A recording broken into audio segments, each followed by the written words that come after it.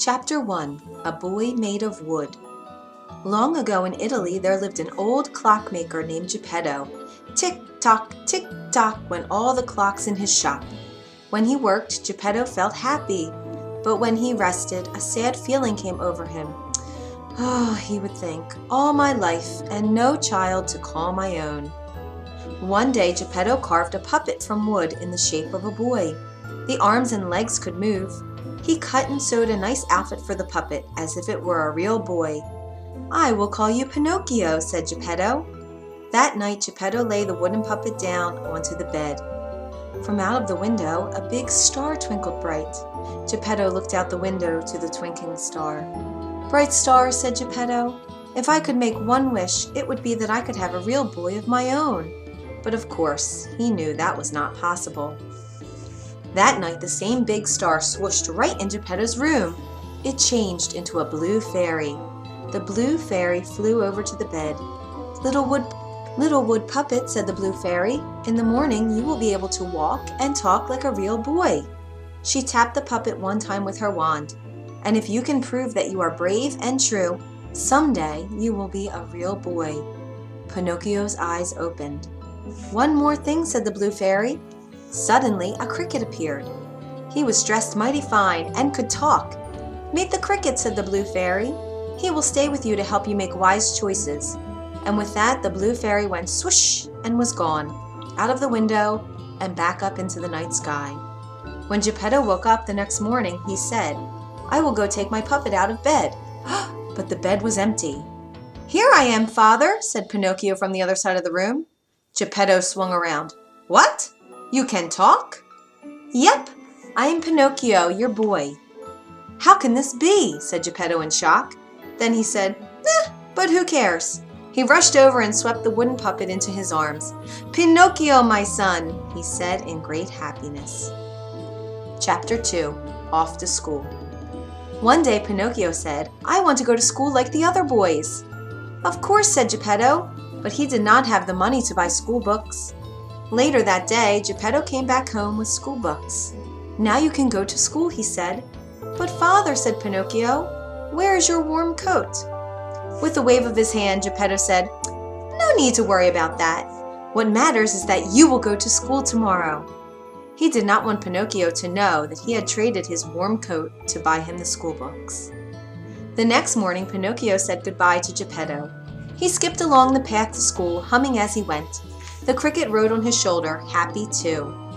Coming up to them on the path was a fox and a cat. "And where are you going on this fine day?" said the fox. "I'm going to school," said Pinocchio. "On such a fine day as this," said the fox. "It is much too nice to be stuck inside school. You should come with us to the fair." "Listen to me," said the fox. He put his arm around Pinocchio's shoulder. "Anything you need to know, you can learn at the fair." "Really?" said Pinocchio. "Take it from me," said the fox. "Pinocchio," said the cricket. "He does not know what he's talking about." The fox covered the cricket with his hat. No one could hear the little fellow as the cricket tried to call out, "Pinocchio, do not listen to him." "Okay," said Pinocchio, "let's go to the fair." And off they went. Chapter 3. The Fair.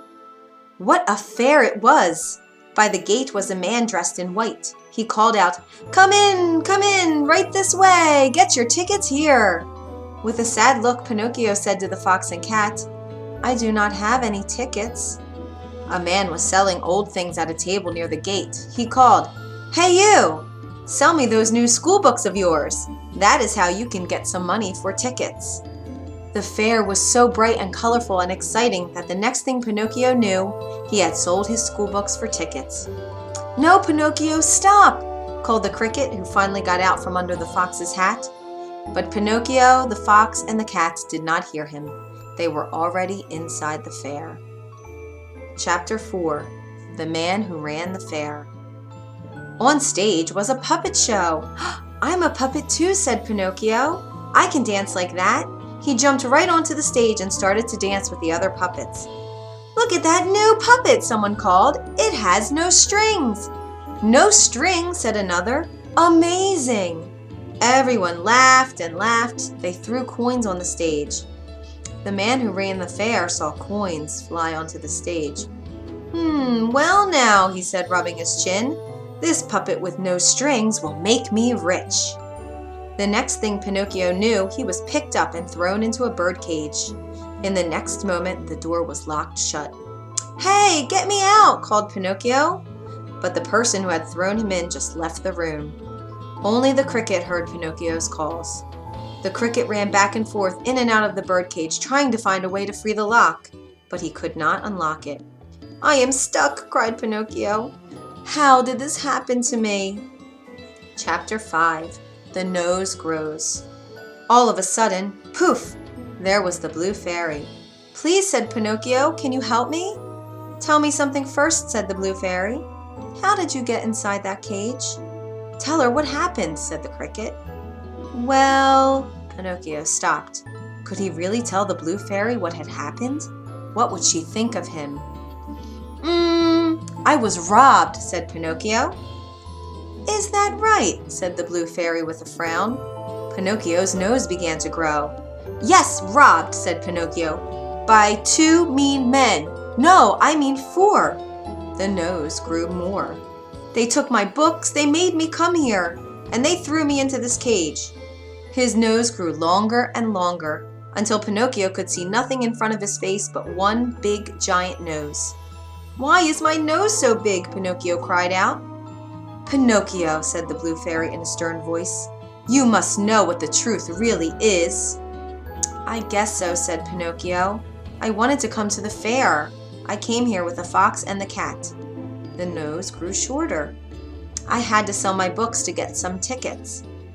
Had to, said the blue fairy. I mean, I decided to sell my books to get tickets, he said. The nose got shorter still. Then someone put me in this cage, he said. The nose was back to normal. Good job, Pinocchio, said the cricket. Well done, said the blue fairy.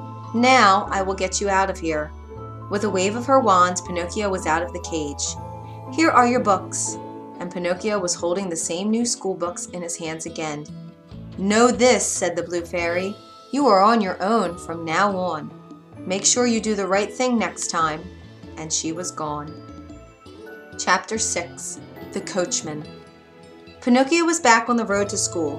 A coachman drove up. Hey, kid, how about a ride? No, thank you, said Pinocchio. I'm going to school. You will ride faster with me, said the coachman to Pinocchio.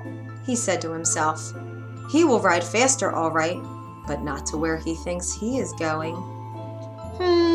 All right, said Pinocchio. I want to get to school right away.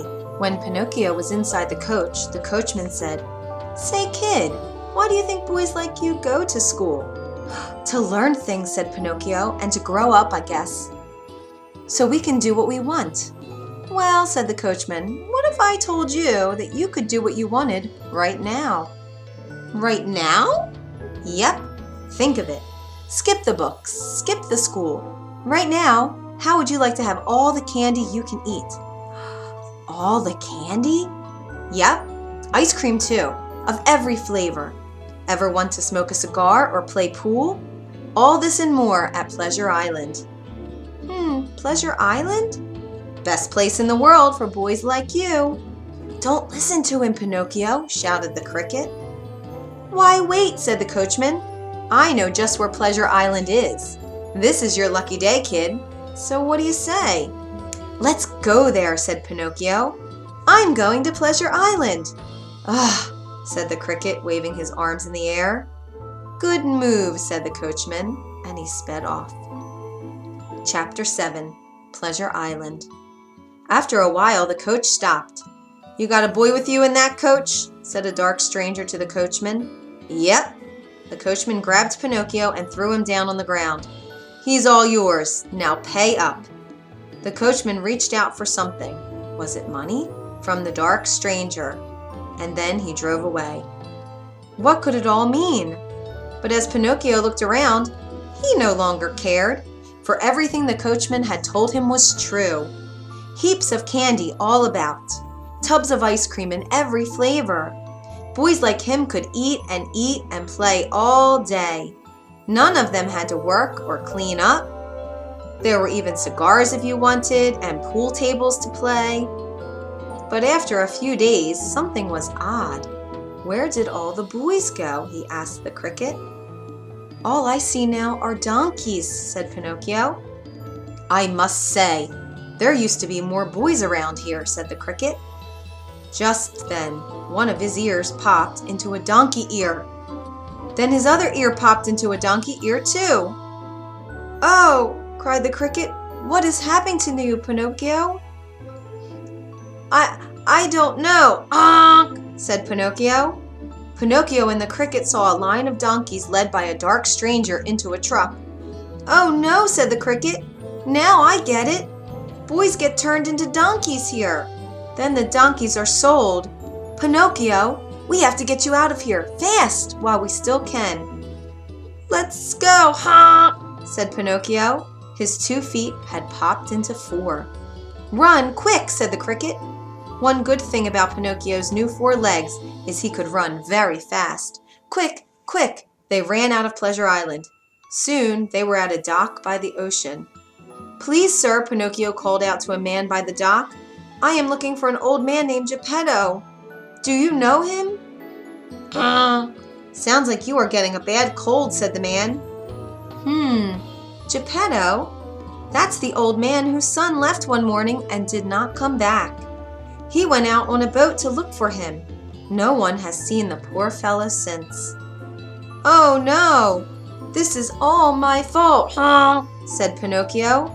I must look for my father. Pinocchio jumped off of the dock into the ocean. The cricket jumped in too, close behind. Chapter 8. The Whale. Most of Pinocchio was still made of wood, so he could float on the ocean. Father, he called out, paddling the water with his arms. Father! But there was no answer. All Pinocchio could see around him was blue water everywhere. Until, what was that far away? Something was rushing up, something big and very fast. In a moment, a giant whale was upon them. It opened its giant jaws and with one gulp swallowed Pinocchio. Rushing inside with all the seawater tumbled Pinocchio and the cricket. When they came to a stop, they saw that they were in the dark belly of the whale. Are you okay? Said Pinocchio to the cricket. I am fine, said a voice of an old man. Wait a minute, said Pinocchio. Father, is that you? And there was Geppetto. Father, Father, it's me, said Pinocchio. My son, said Geppetto. I thought I was dreaming. And they hugged in joy. Look, said Geppetto as 3 fish swam by. There goes our dinner. Father, I have an idea. Let's make a fire. Grilled fish tonight, said Geppetto. Good idea. No, I mean for us to get out, said Pinocchio. He gathered some driftwood and got a flame going. This is how we can make the whale sneeze, he said. Pinocchio waved his arms over the flame to make a lot of smoke. Soon, clouds of black smoke were rising up. The whale gave a cough. Hang on, said Pinocchio, and then wham! In one big sneeze, Pinocchio, Geppetto, and the cricket flew out of the whale's mouth, rolling over and over in the seawater. At last, they rolled up onto the shore. Pinocchio! Geppetto rose to his feet. The cricket was there beside him. But where was Pinocchio? And then they found him. Pinocchio was face down, his head in a puddle. Pinocchio! They were too late. Geppetto and the cricket wept over Pinocchio, the boy puppet, who lay still in the water. And then, in a flash, who was there but the blue fairy? Pinocchio, she said, you saved your father. You have proved that you are both brave and true. She tapped his head with her wand. And now you will be a real boy. Pinocchio woke up. He looked at his soft arms and soft legs. Father, he cried out, look, I am a real boy. That you are, cried Geppetto. The blue fairy turned to the cricket. Come, she said, and in a flash the two of them were gone. And Pinocchio and Geppetto lived many long and happy years together.